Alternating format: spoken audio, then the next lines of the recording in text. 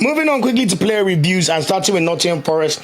I know played 90 minutes. Nottingham Forest beat West Ham 2-1 yesterday. Really, really good performance from them. We saw the players wear warm-up shirts to show their support for Taiwo Awoniyi, and Morgan Gibbs-White also dedicated his goal to Taiwo Awoniyi, which was a really lovely touch. Forest are currently 7th in the league with 65 points, but they're only 1 point behind Newcastle in 3rd.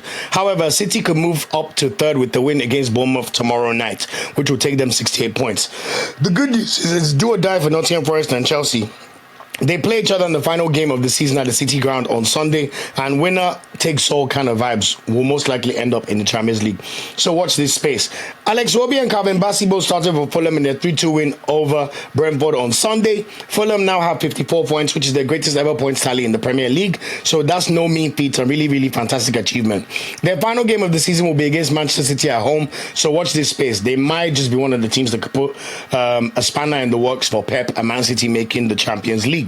Also, I already spoke about Wilfred Ndidi's exploits, and maybe he might be playing his last game for Leicester City when they play Bournemouth away on Sunday.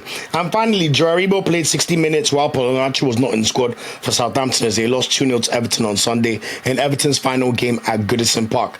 This may or may not be Joe Aribo and Co.'s last game in the Premier League. You never know. Their last game is against Arsenal at home on Sunday, and I expect my boys to thrash them like 5-0, to be honest. It's been a Hall of Shame performance from Southampton this season.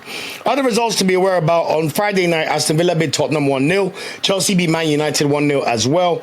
And then yesterday on Sunday, a lot of games were played because on Saturday was the FA Cup final, which Crystal Palace won 1-0 thanks to Eberechi's Eze's fantastic goal. And what a performance from Crystal Palace. And if you can see, I live in South London, if you see the scenes and the joy all around me, it's just been beautiful to see, for Crystal Palace to get that one back in their trophy. It's the first trophy they've ever won in their history. So just a brilliant, brilliant achievement. Other games to be aware about that we've not touched on. Arsenal beat Newcastle 1-0. Shout out to Declan Rice for a wonderful strike. And then later today, we will see Brighton play Liverpool, and then we will see Crystal Palace play Wolverhampton tomorrow, as well as Manchester City host Bournemouth. Final games of the season, which will be this Sunday that's coming. We will see Bournemouth host Leicester City, Fulham host City, Man City, Wolverhampton host Brentford, Nottingham Forest host Chelsea, Man United host Aston Villa, Southampton host Arsenal, Newcastle host Everton, Liverpool hosting Crystal Palace, Ipswich Town hosting West Ham, and Tottenham hosting Brighton. Also, I need to mention that on Wednesday, we will have the Europa League final between Manchester United and Tottenham, with the winner of that game going straight into the Champions League. So, literally the battle of 16th versus 17th. But one team will end the season very, very happy. No need to touch on the table. Liverpool are confirmed first. Arsenal confirmed second. As I said, we've got 5 teams all separated by 1 point at the moment. Newcastle, Chelsea, and Villa all have 66 points. And Man City and Forest have 65 points. 2 of those teams are going to be really, really upset, which is, sad. And then there's still the potential that the team that finishes 8th will make it into the Conference League. But Chelsea will need to finish out of the Champions League places for that to happen. Moving on to Serie A, Ademola Lookman was on the bench yesterday in Atalanta's 3-2 win over Genoa on Saturday. He will potentially be playing his last game for Atalanta in their game against Parma at home on Sunday. Fisayo Delibashi was also on the bench for Lazio in their dramatic 2-2 draw against Inter yesterday. Honestly, that game was absolute cinema. It was 1-0 to Inter. Then Pedro comes on, scores the equalizer in the 79th minute. Next thing you know, Inter are now second at the table because Napoli are drawing 0-0 against Parma. 82nd minute, Denzel Dumfries scores a header from a corner to make it 2-1 to Inter, and now they're cruising to the title.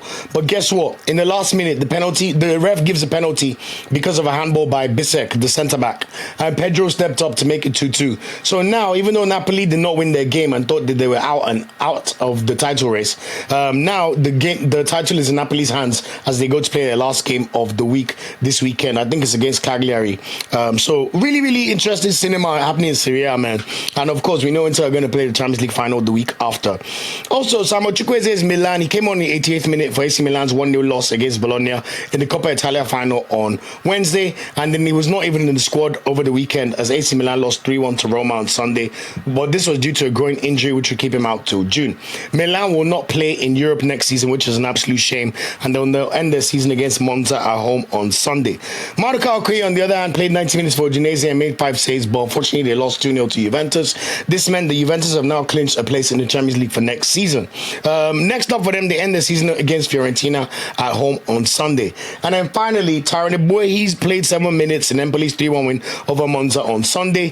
Lecce also won against Torino, so Empoli remain in the drop zone on goal difference. All to play for in the final game of the season on Sunday, with Lecce also playing against Lazio. So let's see how Empoli do against Verona and if they're able to preserve their status in Serie A.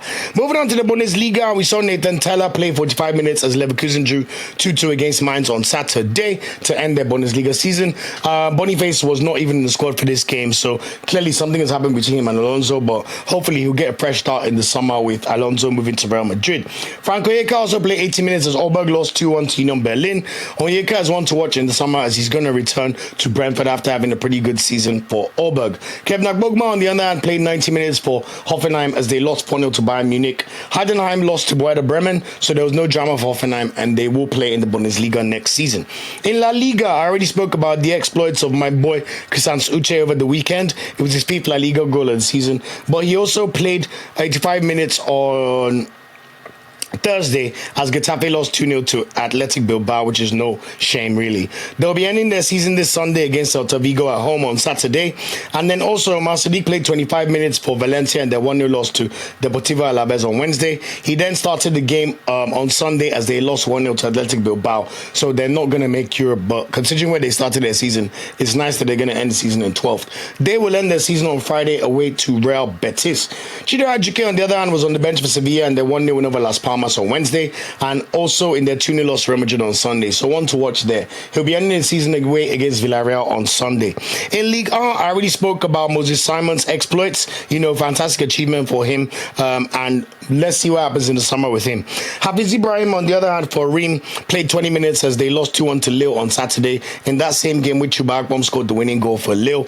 Next up for them, though, they have a Coupe de France final to play on Wednesday against PSG. No, that's on Saturday actually.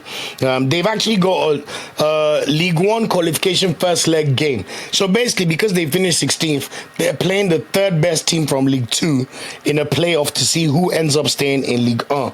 And then they've got the unenviable task of having to then play PSG in the Coupe de France final on Saturday, which they will likely lose. George Lenkena, on the other hand, played for 74 minutes for Monaco. They lost 4-0 to Lens. They've already qualified for the Champions League, so they're probably on the beach.